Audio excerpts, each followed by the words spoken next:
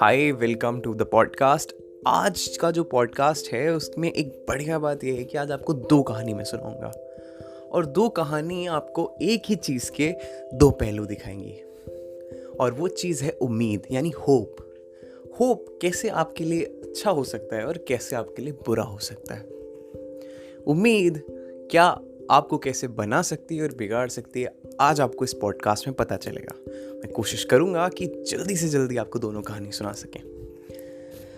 तो बात है एक आदमी की। वो इंसान बहुत कर्जे में डूबा था और उस कर्जे से उभरने को उसको कोई रास्ता नहीं दिखाई दे रहा था। वो समझ नहीं पा रहा था कि भाई मैं क्या करूं। फिर उसने क्या किया, वो एक थक हार के पार्क में जाके बैठ गया सर पकड़ के। आदमी ने टेंशन में बहुत सारा सर पकड़ के बैठ जाता है, एकदम वही वाला सीन।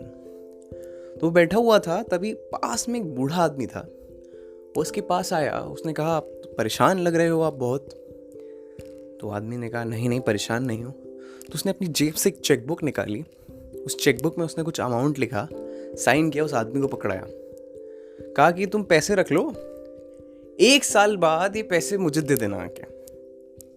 आदमी ने चेक देखी, चेक पे अमाउंट था 50 लाख रुपए और साइन में था उस शहर के सबसे बड़े आदमी का नाम। और वो चौंक गया।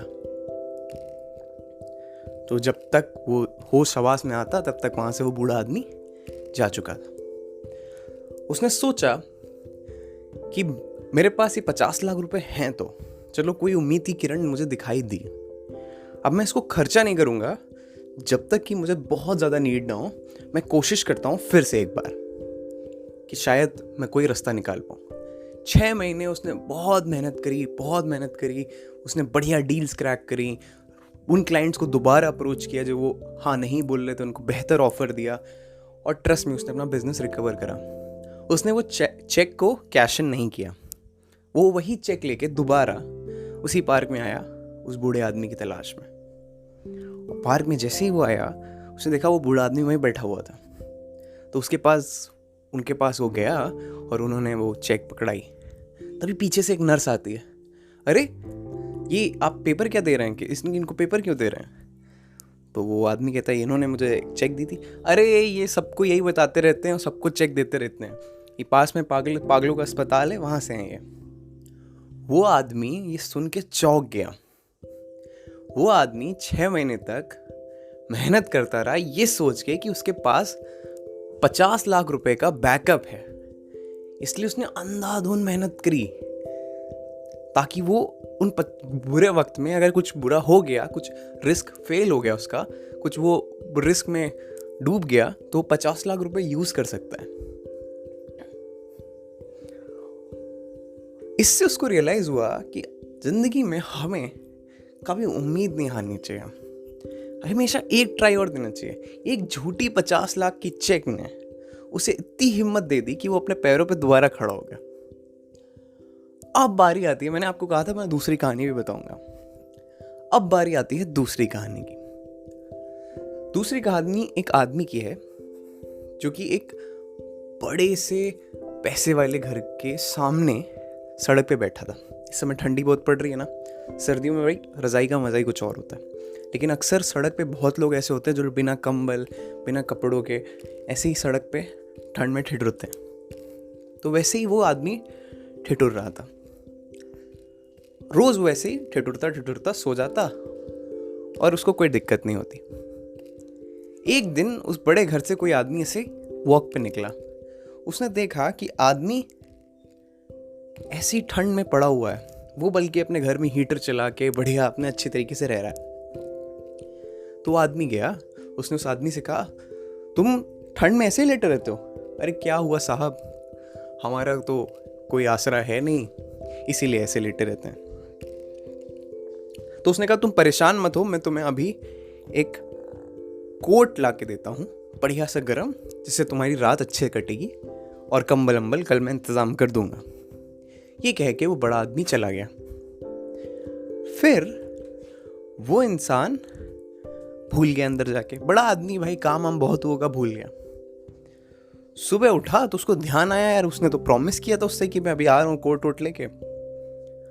जब तक वो बाहर गया, दौड़ा, देखा जाके, वहां पे वो बूढ़ा आदमी नहीं था, मतलब चल बसा था। वहां पे उसका एक पर्चा था, एक बढ़िया सा लेटर लिखा था उसने उसी आदमी के लिए। उसमें लिखा था, हो सकता है कि जब आपको ये लेटर मिलेगा तो मैं बचूं ना। आज की रात सबसे सर्द रात थी मेरी जिंदगी की। मैं इतने दिन, इतनी रातें मैंने ठंड में बिता दी, लेकिन पहली रात ऐसी थी कि जब मुझे ठंड का एहसास हुआ, क्योंकि मैंने उम्मीद लगा दी थी आपके उस कोट से कि जब वो कोट आएगा तब मेरी सर्दी बच जाएगी, तब मुझे सर्दी में कुछ नहीं होगा। इतने दिन बिना कोट, बिना कंबल के मैं इस सर्दी में रहा तो मुझे सर्दी नहीं लगी। लेकिन आज जब मैं बिना कोट के उसे ठंड ज़्यादा लगी, क्योंकि वो एक कोट की उम्मीद में बैठा हुआ था। ये पर्चा पढ़ के उस आदमी को बहुत बुरा लगा, उसको बहुत गिलानी लगी। लेकिन हमें एक बात सीखने को मिली कि हमें उम्मीद लगा के नहीं बैठनी चाहिए ऐसी चीज़ों से जो हमारे हाथ में नहीं है। अक्सर हम कई चीज़ों से, कई लोगों से ऐसे उम्मीदें लगा लेते हैं और वो उम्मीदें नहीं पूरी हो पाती, तब हमें बुरा लगता है। हमने किसी इंसान ने हमसे वादा किया वो हमारे साथ ज़िंदगी भर बिताएगा और वो किसी कारणवश हमारे साथ समय नहीं बिता पाया, तो हमें बुरा लगता है। तो लाइफ में यार खुद को स्ट्रांग बनाना है यार। ये होप ना आपके लिए इस्तेमाल हो, आपके खिलाफ इस्तेमाल ना हो। इस होप से आप बड़ी चीज़ें अचीव कर सकते हो और इसी होप से आपको दर्द भी मिल सकता है। ये एक होप की दो साइड की अलग अलग स्टोरी है।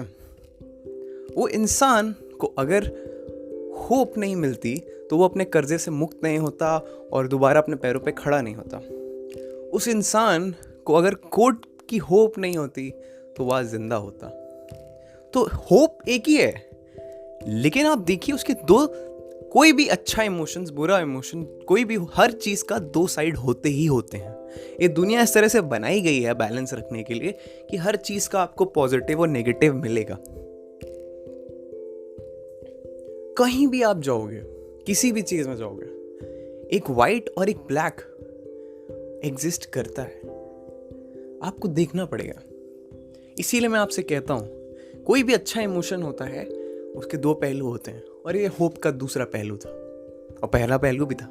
बस आप एक अच्छा सक्सेसफुल इंसान, एक रैशनल पर्सन पे ये डिपेंड करता है कि वो कौन सी इमोशन को अपने लिए इस्तेमाल करता है।